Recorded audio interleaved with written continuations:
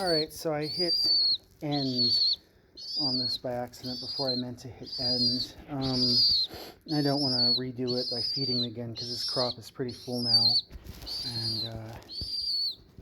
But when you do a tube like this and you put it down their throat, if I had somebody else holding the camera, I could show you this easier, but you do want to use one that's, small enough for them, especially when they're a baby, but don't worry about it seeming a little oversized.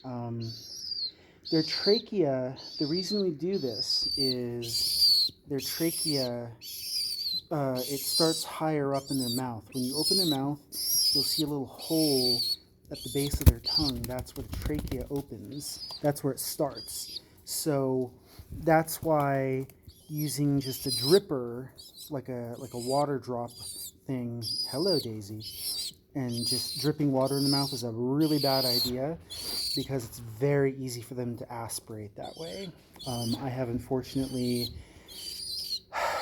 went to pick up babies from people who tried to give them water that way and aspirated the kid, and the poor kid didn't make it. The tube, yeah, he doesn't really want to be on the camera too much. The tube, it bypasses the trachea and goes directly into the crop. So the liquid comes out of here. There's no chance of aspirating them. The trachea is much smaller of an opening than the esophagus, so it's almost... Come on, kid. Come on. You're on camera. It's almost impossible to accidentally put it down their trachea unless you get one that's way too small, but that's like the smallest size. With these, generally, if you kind of angle it towards the bottom, like left side of their mouth, and you just sort of gently put a little pressure in, you'll feel it start to slide down.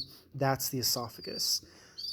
If for whatever reason you accidentally hit the trachea, it won't go down. It'll just feel like you've hit something that's a bit too tight, or maybe even a wall. But when you're new at doing this, you do want to be very careful. When you've done it enough, especially for pigeon babies, like compared to a dove baby, they're huge. So, like, I can do it pretty quick because I've been doing this for like 8 years. Their esophagus is all in the same spot. They're all built the same way. I don't shove it down there with all my might, but I don't exactly take my time either because I know how it feels. It's kind of like riding a bike. But it took me probably a year, maybe 2, to get that comfortable. The first 2 years I was doing this, 2018 and 2019, every single maybe, man, I was nervous. I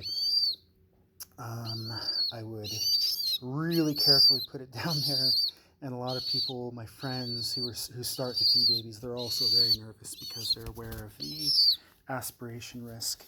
But no, the whole point of the tube is you pretty much eliminate that risk. It's not impossible, but again, I mean, they have tiny little tubes that are needle size practically, and even those are too small for a baby dove.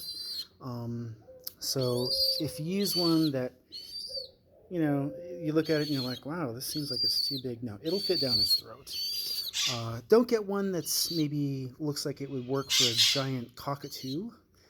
That's definitely too big. But anyway, yeah, so this is part 2. I just didn't want to refilm the whole feeding portion again because he's a full baby.